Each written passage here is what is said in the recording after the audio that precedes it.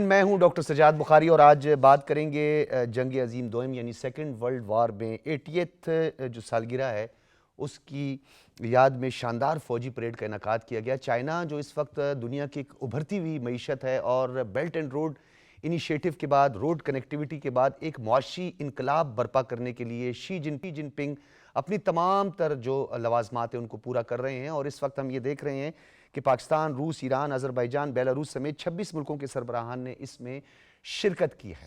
اور یہ بھی بڑا اہم ہے کہ ایک جانب ولادیمیر پوٹن ہیں، وزیر اعظم ہیں، صدر شی جن پنگ ہیں اور عظیم رہنما ان کے ساتھ ہیں، اور جب اس پریڈ میں جو فریڈ تینامن سکوائر پہنچے ہیں تو ایک نظارہ تھا، ایک خوبصورت منظر تھا اس وقت، اور پوری دنیا کی نگاہیں تھی، انٹرنیشنل میڈیا فوکس کیے ہوا تھا اس تاریخی تقریب میں، جس میں صدر شی جن پنگ کا خطاب اور اس سے کچھ اقتباسات جو ہے وہ میں آپ کے سامنے رکھوں گا۔ چین کے صدر کا کہنا تھا کہ انسانیت کو جنگ یا امن میں سے کسی ایک کا انتخاب کرنا ہوگا، جیسے کہ چائنا کی پالیسی رہی ہے پیس اور اکنامک پارٹنرشپ، اور اسی کے تحت جو ہے جیو اکنامکس کے تحت ہی چائنا آگے بڑھ رہا ہے۔ انہوں نے زور دیا کہ چین امن کے لیے پرعزم ہے اور اپنی ترقی اور خوشحالی کو روکنے نہیں دے گا۔ انہوں نے واضح طور پر یہ پیغام دیا ہے، اور آپ کو یہ بھی بتاتے چلیں کہ اس موقع پر طویل فاصلے تک مار کرنے والے بین البراعظمی نیوکلیئر ہتھیاروں کی نمائش اور چین کے جدید ترین ہتھیاروں کا فلائی پاسٹ شرکا کی مرکز نگاہ رہا ہے۔ اس حوالے سے ہم بات کریں گے، اپنے مہمانوں کا تعارف کرواتے چلیں۔ اسلام آباد اسٹوڈیوز میں ہمارے ساتھ موجود ہیں ڈاکٹر منور حسین صاحب، بین الاقوامی امور کے ماہر ہیں، اور ان کے ساتھ ساتھ قربان بلوچ صاحب ہیں، سینئر صحافی اور تجزیہ کار ہیں۔ آپ دونوں حضرات کا بہت شکریہ۔ اور مسعود خان صاحب نے ہمیں جوائن کیا ہے، سابق سفیر ہیں، کسی تعارف کے محتاج نہیں ہیں، بین الاقوامی امور اور خاص طور پر خطے کی بدلتی ہوئی صورتحال اور جو سفارتی آداب ہیں اور بالخصوص جو سفارتی تعلقات ہیں اس پر ہمیشہ آپ کا بڑا ایک مفصل جو ہے وہ تبصرہ ہم اپنے سامعین اور ناظرین کی نظر کرتے ہیں۔ مسعود خان صاحب بہت بہت شکریہ سر۔ اس ایونٹ کے حوالے سے سر آپ کیا کہیں گے؟ پاکستان کے وزیر اعظم کی اس میں شرکت اور جو باڈی لینگویج ہے سر، اس باڈی لینگویج کا کیا امپیکٹ ہوتا ہے سر انٹرنیشنلی؟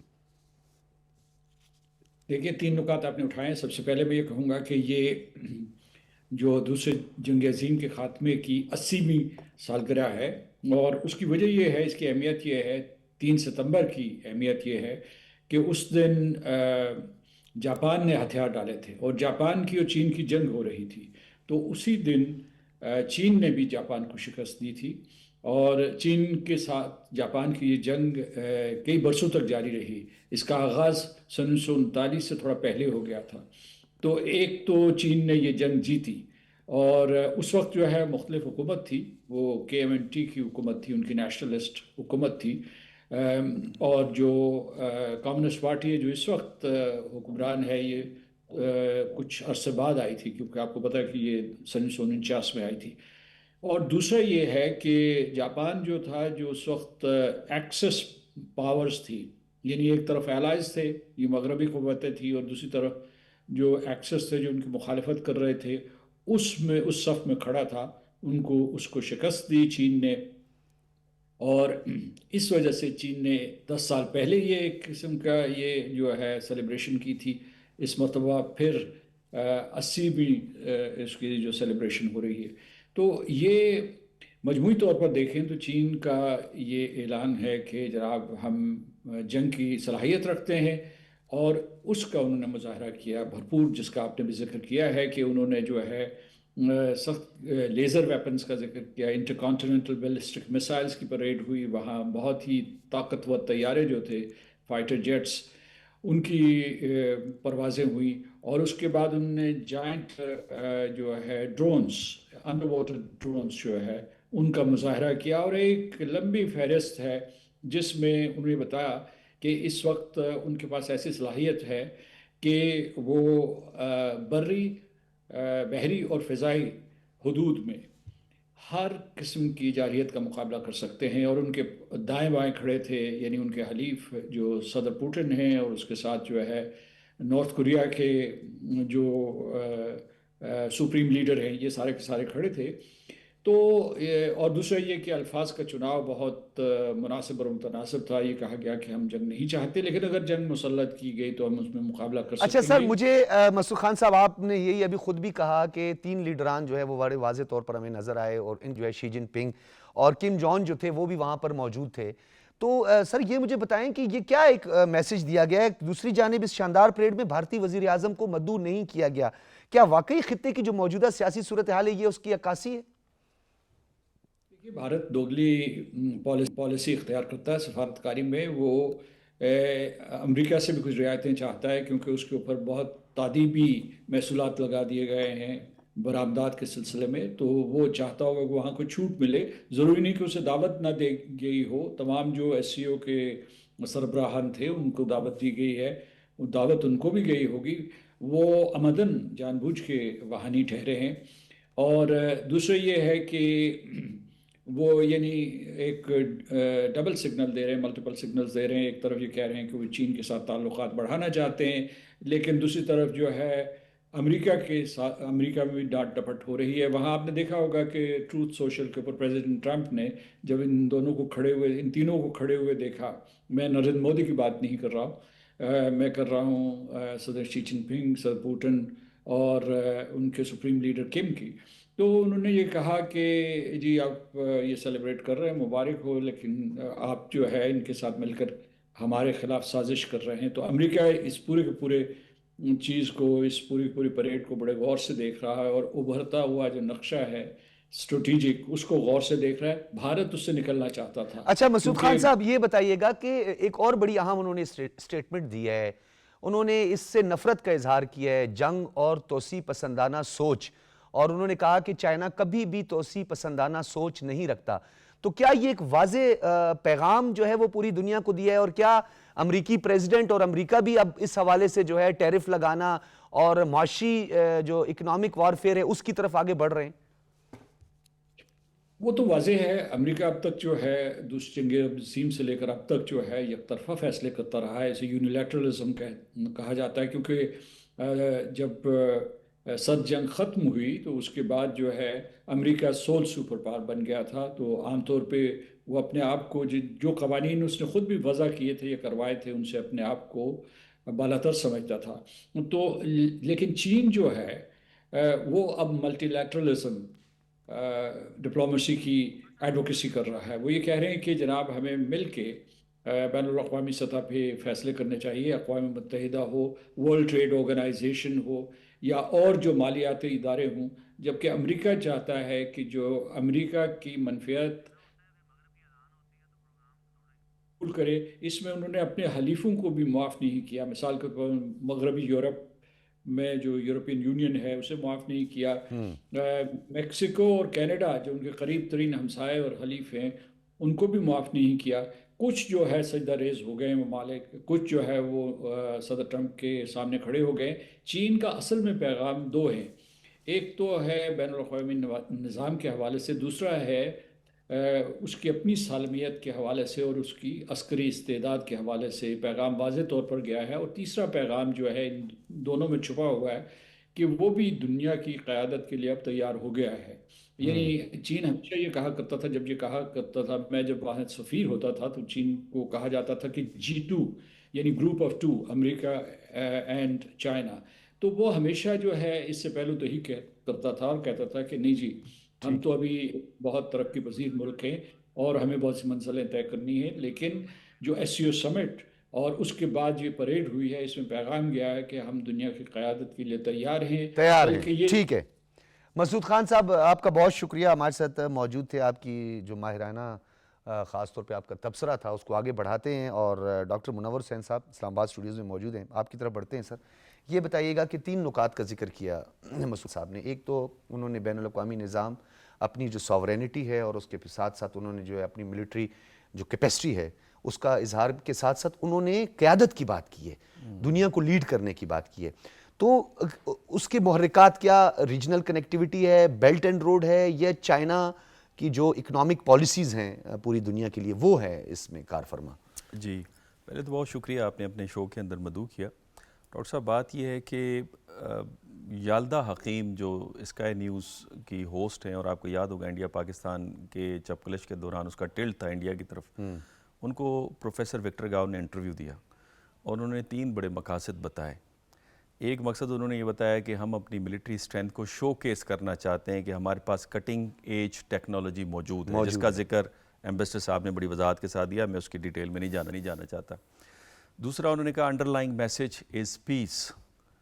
اور تیسرا میسج یہ ہے کہ کسی ملک کو دنیا کے یہ جرت نہیں ہونی چاہیے کہ وہ ملیٹیرلی فوجی انداز سے چائنا کے اندرونی معاملات کے اندر مداخلت کرے. اور چائنا ذمہ دار ہے جو تائیوان کا اسٹریٹ ہے اس کے دونوں جانب امن رکھنے کا، اور یہ ہمارا اندرونی معاملہ ہے، اسے ہم طے کریں گے. اب مغرب کی طرف سے جو نیریٹو آ رہا ہے، اگر آپ یالدہ حکیم کے سوال کو دیکھیں یا انڈین نیریٹو جو میڈیا پہ آ رہا ہے یا ویسٹ کی طرف سے باقی میڈیا پہ آ رہا ہے، وہ یہ کہ چائنا خطے کے اندر یونیلیٹرلزم چاہ رہا ہے تاکہ اس کا ہولڈ ہو، اور بین الاقوامی سطح پہ ملٹی لیٹرلزم چاہ رہا ہے، اور یہ عکاسی کرتا ہے زیرو سم مینٹیلٹی کی، جس کا اظہار پرامین ساہنی نے ابھی ریسنٹلی انٹرویو دیتے ہوئے کہا کہ انڈیا بھی زیرو سم مینٹیلٹی کا شکار ہے، اور یہ بڑی ایک اپرچونٹی تھی کہ رائزنگ ورلڈ کے ساتھ، جس کے ساتھ دنیا کا فیوچر ہے، کھڑے ہونے کے بجائے پرانی ڈیکلائننگ ورلڈ کے ساتھ کھڑا ہونا زیادہ پسند کر رہا ہے. تو یہ ایک اس کی بنیادی وجہ ہے. لیکن یہ بڑی سگنیفیکنٹ ہے اس موقع کے اوپر، بیکاز ایک طرف آپ نے سافٹ پاور کا اظہار دیکھا جب 10 ممالک جو ہیں ایس سی او کے، نہ فقط وہ بلکہ 20 دوسرے اہم ممالک جس میں ترکیہ ہے، ملائیشیا ہے، ایسے ممالک نے بھی شرکت کی. اور پھر ہارڈ پاور، ایک طرف سافٹ پاور کا اظہار، اور پھر اپنی تاریخ کی، انسانیت کی تاریخ کی یہ سب سے بڑی پریڈ تھی، اس میں ہارڈ پاور کا بھی انہوں نے اظہار کر کے دکھایا. اور پھر آپ نے اپنے انٹرو کے اندر بڑی ایک اہم بات کی، آپ نے کہا 26 ممالک کے سربراہ اس میں شریک ہیں. تو دنیا کو میسج کیا جا رہا ہے کہ دنیا ہمارے ساتھ ہے. اور کدھر G8 ہے، کدھر G20 ہے، کدھر کیا ہے، انہوں نے کر دکھایا. ایگزیکٹلی. بات اصل میں یہ ہے کہ چین اگر کہتا نا کہ میں نیا نظام لے کے آ رہا ہوں، سیاسی نظام اور معاشی نظام، چین اس کی بات نہیں کر رہا. چین کہہ رہا ہے جو ایگزسٹنگ اسٹرکچر ہے اس کو مضبوط کیسے کیا جائے، اس کی گورننس کو بہتر کس طرح سے کیا جائے. گورننس اچھا، میں ڈاکٹر صاحب آپ کی موجودگی کا فائدہ اٹھاتے ہوئے پھر قربان بلوچ صاحب کی طرف بھی آگے بڑھوں گا. بڑا ایک اہم نقطہ، اس پہ بڑا بحث بھی ہوتی رہی، انٹرنیشنل میڈیا کو آپ بھی مانیٹر کرتے ہیں. نریندر مودی نے کہا کہ چین دنیا کی دوسری بالترتیب جو ہے، انڈیا جو ہے وہ 5ویں بڑی معیشت ہے، جبکہ آپ بھی سنتے ہوں گے، ہم بھی فیس ٹو فیس جب ہوتے ہیں تو وہ کہتے ہیں ہم تو دنیا کی تیسری بڑی معیشت ہیں. 5ویں معیشت کا خود اعتراف جو ہے وہ نریندر مودی کر رہے ہیں. پھر یہ چائنا کی کنٹینمنٹ اور چائنا کے سامنے کھڑے ہونے کی باتیں بھی کرتے ہیں. تو آپ کو نہیں لگتا کہ یہ ایک اعتراف ہو گیا ہے کہ چائنا ایکسیپٹیبلٹی بھی ایک طرف سے ہو گیا اور دوسری طرف سے یہ بھی اعتراف ہو گیا ہے؟ میں تو خیر 5ویں نہیں بولتا معیشت، وہ بھی آپ کو پتہ ہے وہ کس طرح 5ویں معیشت بننے کے دعوے دار ہیں. ڈاکٹر صاحب یہ تو آپ اور ہم پاکستانی ٹیلی ویژن نیٹ ورک پہ باتیں کر رہے ہیں نا، آپ انڈین میڈیا دیکھیے نا، سوشل میڈیا، اور اب ان کے جو دوسرا الیکٹرانک میڈیا ہے وہ کرٹیسائز کر رہا ہے کہ مودی صرف بھبکیاں مارتے تھے، اپنی پولیٹیکل کنزمپشن کے لیے بتاتے تھے کہ غلط فگرز دیتے تھے کہ ہماری اکانومی یوں فلورش کر رہی ہے، ہماری ڈپلومیسی کی یہ کامیابیاں ہیں. حقیقت میں انہوں نے کہا اگر آپ نے دیکھنا ہے اس خطے کے اندر کہ کامیابی کیسے حاصل کی جاتی ہے تو پھر پاکستان کے آرمی چیف و سید عاصم منیر صاحب کو دیکھیں کہ ان کی ملٹری ڈپلومیسی، ان کی جو پولیٹیکل ڈپلومیسی ہے وہ کس طرح سے ان کی فریکوینسی میچ کر رہی ہے. اور وہ اس مقام پہ جب دنیا تبدیل ہو رہی ہے، خطے میں بہت بڑی تبدیلیاں رونما ہو رہی ہیں، اس اپرچونٹی سے وہ کیسے فائدہ اٹھا رہے ہیں، یہ ان کا میڈیا بات کر رہا ہے. ہاں بالکل. تو میں سمجھتا ہوں کہ یہ بڑی ایک کامیابی ہے. لیکن ڈاکٹر صاحب اس کے پیچھے نا ہمیں یہ سمجھنا چاہیے کہ آپ کی جو 70s کی پالیسی تھی نا بائیلیٹرلزم کی، بھٹو صاحب کے زمانے کی، یہ اس کا آج آپ کو ثمر مل رہا ہے. بلکہ میں 60s میں ایوب خان صاحب کے بھی لیٹ جو ہمارا فیصلہ تھا کہ ہم نے چائنا کے ساتھ تعلقات بڑھانے ہیں، اور وہ تاریخی لحاظ سے ہم نے ایک دوسرے کو ٹیسٹ کیا ہے، بیکاز اور وہ انٹیکٹ رہے. قربان بلوچ صاحب ایک جملہ اپنے آپ کے ناظرین کو سمجھانے کے لیے کہ چائنا ہمیشہ لمبے عرصے تک دیکھتا ہے کہ ریاست میرے ساتھ چلے گی یا نہیں چلے گی، پھر بھروسہ کرتا ہے، اور وہ پاکستان پہ اب بھروسہ کیا ہے. دنیا ادھر سے ادھر ہو جائے. پرائم منسٹر نے بھی قربان بلوچ صاحب وہاں پہ ایس سی او کے اس اجلاس کے سمٹ کے دوران انہوں نے کہا کہ پہلی جو فضائی جو اجازت ملی ہے یا جس حدود پہ پرواز کی ہے وہ پاکستان انٹرنیشنل ایئر لائن کی پرواز تھی. تو اتنا انٹیکٹ رہا، بہت سارے نشیب و فراز کا سامنا کرنا پڑا، غلط فہمیاں بیچ میں لوگوں نے ڈالی. بدقسمتی سے ہماری ایک حکومت بھی جو تھی پچھلے دور میں، انہوں نے بھی جناب اس میں کوئی کسر نہیں چھوڑی. تو یہ کس طرح کا پیغام دیا ہے پاکستان اس 10 مئی کے بعد؟ تو بالکل حالات ہی بدل گئے. جی بالکل، میں سمجھتا ہوں کہ پاکستان دنیا میں اس کا امیج جس طرح بڑھا ہے وہ کمال کی بات ہے، اور یہی مسئلہ ہے، یہی جو مشکل ہے مودی کو درپیش ہے کہ وہ سنبھل نہیں پا رہا.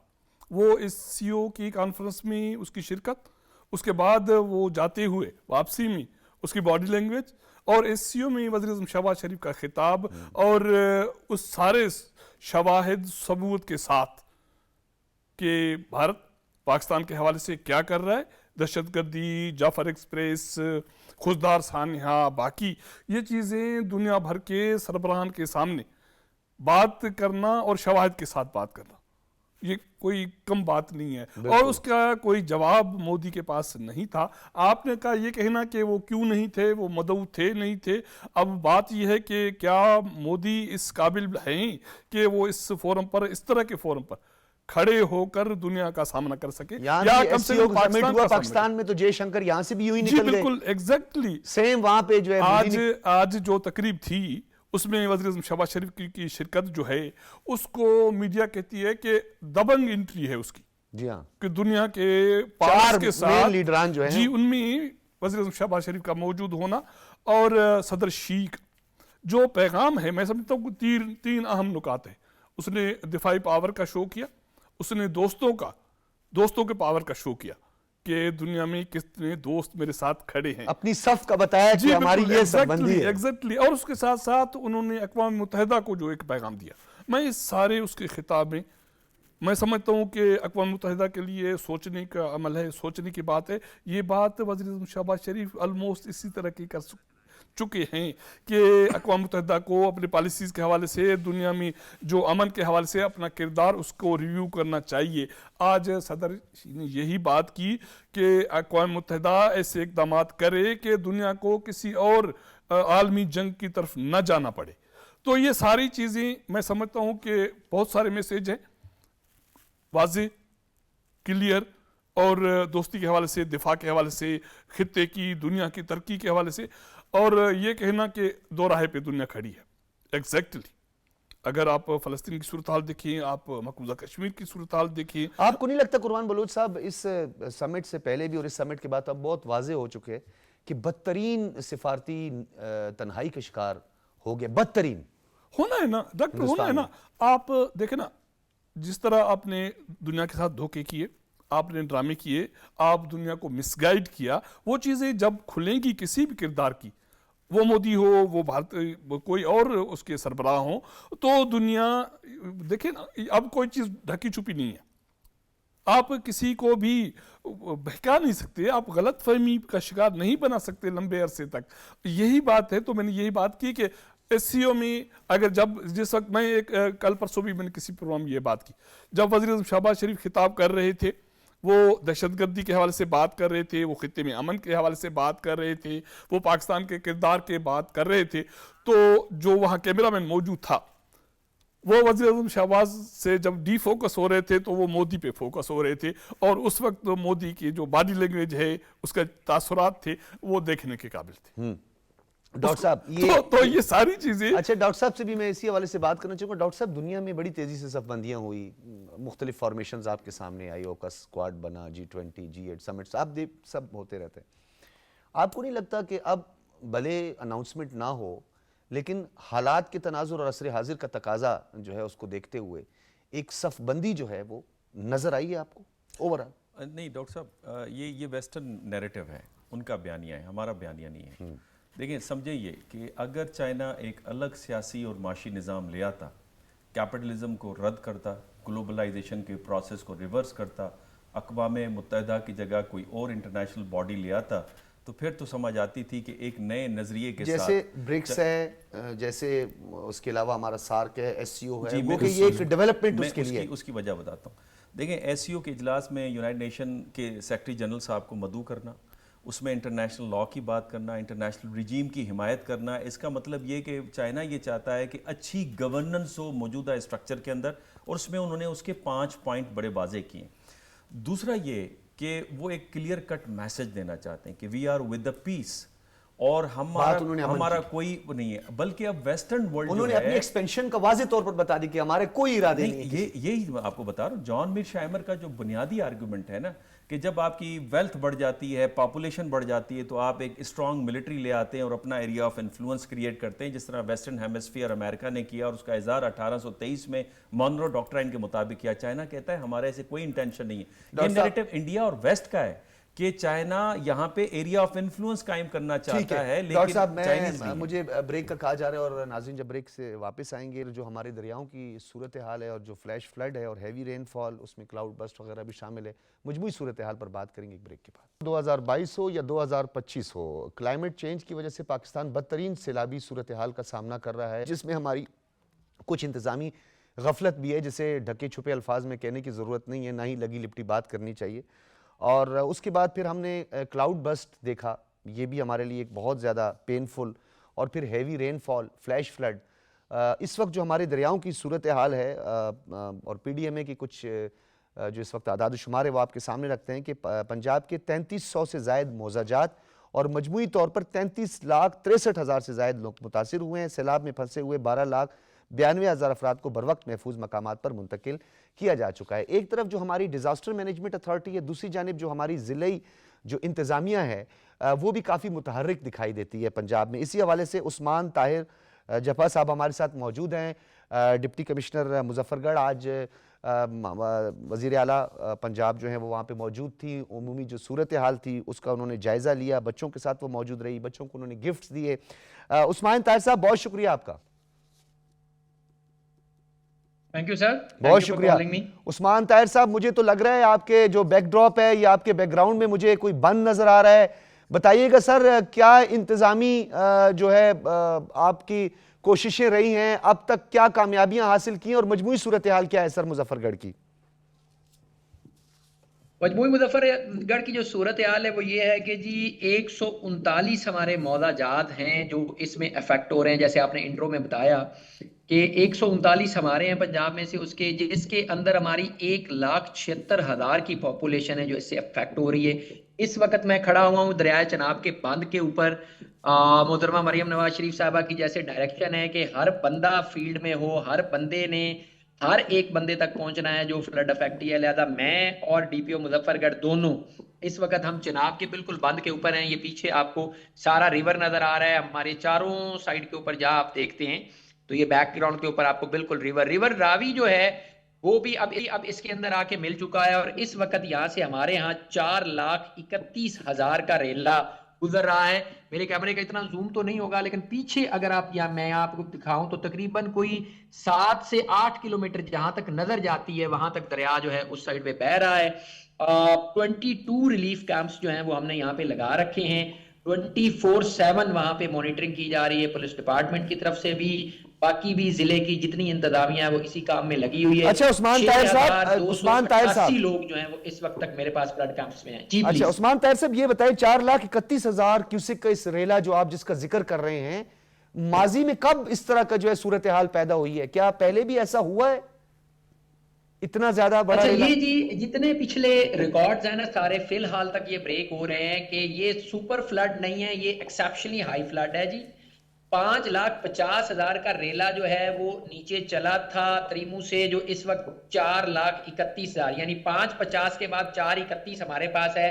تو وہ پیک جو ہے وہ ابھی ہمارے پاس سے گزر رہی ہے یوم پولٹ. اس سے پہلے 2014 کے اندر 7,67,000 کا ریلا جو ہے وہ یہاں سے کراس ہو چکا ہے اور تقریباً کوئی 1 مہینے پہلے ہم نے 2.5 لاکھ کا ریلا بھی یہاں سے کراس کروایا.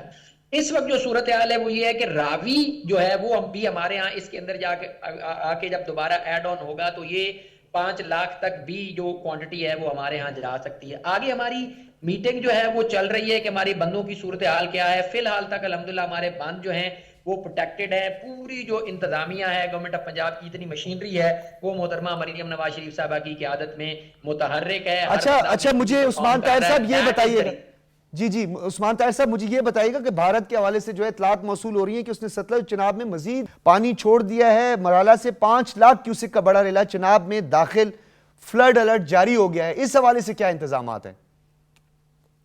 اس حوالے سے یہ ہے کہ جی یہ جو پانی ہمارے ہاں اس وقت چل رہا ہے یہ کیونکہ نیچے میدانی علاقے میں آ جاتا ہے تو یہاں پہ اس کی پیس کم ہوتی ہے. اوپر سے جو اپر سے پانی آتا ہے ہمارے پاس خاص طور پہ مرالا سے قادر آباد سے وہاں کیونکہ گریڈینٹ زیادہ ہے سلوپ زیادہ ہے تو وہ پانی جلدی پہنچتا ہے. ہم یہی فورسی کر رہے ہیں کہ اس وقت 393 کے اوپر 3.5 لاکھ کے اوپر جو ہے وہ آپ کا پیچھے تریمو آ چکا ہے.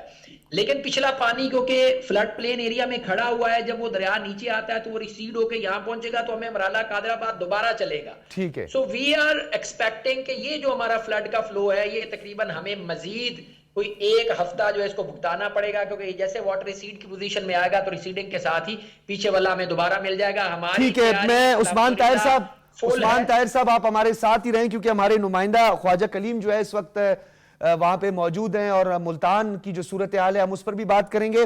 ایک بڑا اچھا جسچر ہمیں ناظرین دیکھنے کو ملا کہ ایک ڈپٹی کمشنر جو ہیں وہ خود موجود ہیں, موقع پہ موجود ہیں, خود ان انتظامات کا جائزہ لے رہے ہیں. خواجہ کلیم ذرا ملتان کی مجموعی صورتحال پر روشنی ڈالیے گا. انتظامیہ کتنی متحرک ہے, پی ڈی ایم اے کے جو انتظامات ہیں اور ریلیف کا جو معاملہ ہے آبادیوں کو منتقل کرنے کا, اس میں کام کی رفتار کو آپ کس طرح دیکھ رہے ہیں؟ ڈاکٹر صاحب کام کی رفتار تو دیکھنے میں آ رہی ہے کہ سب کو جو نظر آ رہا ہے سامنے وہ بڑی تسلی بخش ہے. میں بلکہ یہ کہوں گا کہ تھوڑا پرو ایکٹیو ہو کے انتظامیہ کام کرے. ٹھیک ہے.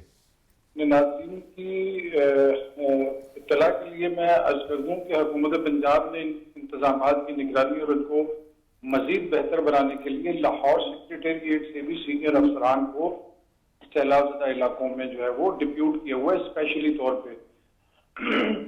ملتان میں بھی اسسٹنٹ کمشنر اور ڈپٹی کمشنر لیول کے 3 افسران جو ہیں وہ صرف سیلاب کے انتظامات جو سیلاب زدگان کی سہولت کے لیے قائم کیے جا رہے ہیں کیمپس ان کو دیکھنے کے لیے اور ان کو بہتر بنانے کے لیے کام کر رہے ہیں.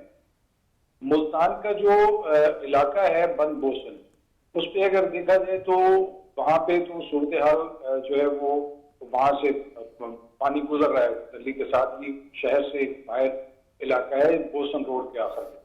اور دوسرا جو بڑا کیمپ ہے وہ لگایا گیا ہے ہیڈ محمد والا پہ. ہیڈ محمد والا کے اگر میں آپ کو بتاؤں تو ہیڈ محمد والا کی جو کیپیسٹی ہے وہ 8 لاکھ تک کی کیپیسٹی جو ہے وہ سائڈ سے گزر سکتی ہے. اور یہ مین روڈ ہے جو کوٹ ندو اور مظفر گڑھ کی طرف جاتی ہے. اور اس پہ پوری طرح حکومت نے تیاری تو کی ہوئی ہے انتظامیہ نے کہ اگر مان لو 17-8 لاکھ سے زیادہ پانی آتا ہے تو اس کو کس طرح بند سے پہلے کوئی بریچ کر کے اس کو گزارا جائے گا. لیکن ابھی تک ایسی کوئی صورتحال نہیں ہے. ٹھیک ہے. کل اس ہیڈ محمد والا سے 5,50,000 کیوسک کا ریلا گزر رہا تھا صبح 9 بجے سے. ٹھیک ہے. اس وقت جو ہے وہ پانی ذرا کم ہوا ہے اور کوئی 4 لاکھ کے قریب کل رات اس کی کیپیسٹی چلی گئی. اچھا خواجہ صاحب آپ نے جو بات کی بڑا ایک اہم نقطہ اٹھایا ہے تو اسی سے میں عثمان طاہر صاحب یہ بتائیے گا کہ کیونکہ آپ تو انتظامی کنٹرول ہے آپ کے پاس, آپ اس حوالے سے میئرز وغیرہ بھی لے رہے ہیں, تھوڑا سا مجموعی طور پر بتائیے سر, قوم کے جذبے کی بات کریں, رضاکاروں کے بارے میں تھوڑا بتائیے, اور اس کے ساتھ یہ فلاحی اصلاحی ادارے جو ہیں مختلف یہ متحرک ہوتے ہیں ہمیشہ, کیا اس دفعہ کوئی آپ کا انٹریکشن ہوا ہے یا آپ کو لگ رہا ہے کہ لوگ جو ہے اس میں اپنا جذبہ دکھا رہے ہیں, لوگوں کی مدد کر رہے ہیں؟ جذبے کی جہاں بات کر رہے ہیں نا جی, جذبات جو ہے یا جو موٹیویشن ہے وہ فلو کرتی ہے ٹاپ سے. یعنی جو chief executive officer of the province ہیں وہ جب خود ڈیلی بیس پہ ایک ڈسٹرکٹ کے اندر جا رہی ہیں, دیٹ از دا ریزن کہ آپ کو پوری اسٹیٹ مشینری کی نیچے تک نظر آتی دکھائی دیتی ہے کہ ہر بندہ کام میں. یعنی ایکسیپشنل کیسز ہیں کہ ہمیں اطلاع ملتی ہے, میں اور ڈی پی او صاحب دونوں تھے, ایک فیملی ہے وہ پھنسی ہوئی ہے, ہمارے یہاں ہر ایک گاڑی کے اندر ڈرون موجود ہے. میری جو پیچھے گاڑی کھڑی ہے اس کے لیے اسپیشل ہم نے فلڈ کے لیے ڈرون منگوایا ہوا ہے, اس میں پڑا تھا, ہم نے ابھی اس کو بھیجا ہے اکراس دا ریور ادھر پیچھے. وہاں پہ ایک فیملی پھنسی ہوئی تھی, اس کو ریسکیو کر کے 4 لوگوں کو ہم نے ابھی نکالا ہے اسی وقت right now. That is the reason کہ ہماری ساری نفری جو پیچھے آپ کو نظر آ رہی ہے ساری اسی پہ لگی ہوئی ہے دریا کے اکراس. وہاں ایک بہنی ہے, ابھی میں ویڈیو بھی آپ کہیں گے تو شیئر کر دوں گا آپ کے کورسپونڈنٹس کے ساتھ. لیول جو ہے نا جی جذبے کا اس وقت ہر بندے میں یہ اویئرنیس بھی ہے کہ جی یہ فلڈ سپر فلڈ ہے, ہائی فلڈ ہے, ایکسیپشنلی ہائی فلڈ ہے, لہذا ہر بندہ نکل بھی رہا ہے اور ہر بندہ لوگوں کی خدمت بھی کر رہا ہے ہمارے. اچھا سر عثمان طاہر صاحب, جی آپ عثمان طاہر صاحب ہماری پاک فوج کے جوانوں کے بارے میں ذرا بتائیں سر, جو ہمیشہ فرنٹ لائن پر رہتے ہیں اور اس طرح کی کسی بھی کیٹسٹرافی میں بھرپور انداز سے شرکت کرتے ہیں. میں رائٹ ناؤ جس پوائنٹ پہ کھڑا ہوا ہوں جی، اس پوائنٹ پہ ہماری 12 بوٹس لگی ہوئی ہیں، اور ان 12 میں سے جو 6 بوٹس ہیں وہ پاکستان آرمی کی ہیں. پاکستان آرمی کے بریگیڈیئر یہاں پہ، میں ان کا نام نہیں لیتا سیکیورٹی ریزن کی وجہ سے، یہاں پہ سامنے بالکل اس پوائنٹ کے اوپر کھڑے ہوئے خود آپریشن کو لیڈ کر رہے ہیں. ان کے نیچے ان کے پوری کی پوری جو سٹافنگ ہے وہ ساری موجود ہے. 2-3 کرنل صاحبان سے تو میں خود مل کے آیا ہوں، میں اور ڈی پی او صاحب ہم ان کے ساتھ اکٹھے تھے. 6 بوٹس ان کی لگی ہوئی ہیں. 6 بوٹس جو ہیں وہ ہمارے پاس ریسکیو 11-22 کی لگی ہوئی ہیں. 4 بوٹس جو ہیں وہ ہمارے پاس 3 بوٹس ہیں اس میں وائلڈ لائف ڈپارٹمنٹ کی، 4 بوٹس ہم نے جو پرائیویٹ ہائر کی ہوئی ہیں وہ والی ہیں. تو پاکستان آرمی جو ہے ہر جگہ جیسے آلویز فور فرنٹ پہ ہوتی ہے. اس وقت بھی پیچھے آپ دیکھیں میرے سامنے جو ہے وہ اپنا چاند اوپر طلوع ہو گیا ہے، لیکن اس ٹائم پہ بھی ہمارا ریسکیو آپریشن جو ہے وہ چل رہا ہے. بہت شکریہ عثمان طاہر صاحب ہمارے ساتھ موجود تھے، اور خواجہ صاحب آپ کا بھی بہت بہت شکریہ. اور ناظرین آپ نے گفتگو سنی، اور بڑا یہ اہم ہے کہ جہاں پہ چیف منسٹر خود موجود ہوں، جہاں پہ انتظامیہ اتنی متحرک ہو، پھر جہاں پہ مسلح افواج اور ہمارے پاک فوج کے جوان جو اپنی 6 شپس لے کر اور 6 اپنی بوٹس لے کر وہاں پہ خود موجود ہیں، ان کو لیڈ کر رہے ہیں، اس وقت حاضر سروس بریگیڈیئرز لیڈ کر رہے ہیں، تو یہ انتہائی خوش آئند ہے. لیکن کچھ انتظامات اور کچھ ہم نے اپنی کیپیسٹی میں رہ کر کچھ اقدامات ضرور کرنے ہیں، کیونکہ قدرتی آفات سے نپٹا تو نہیں جا سکتا اس طرح، لیکن اس کے لیے کچھ حفاظتی اقدامات ضرور کیے جا سکتے ہیں. اجازت دیجیے. اللہ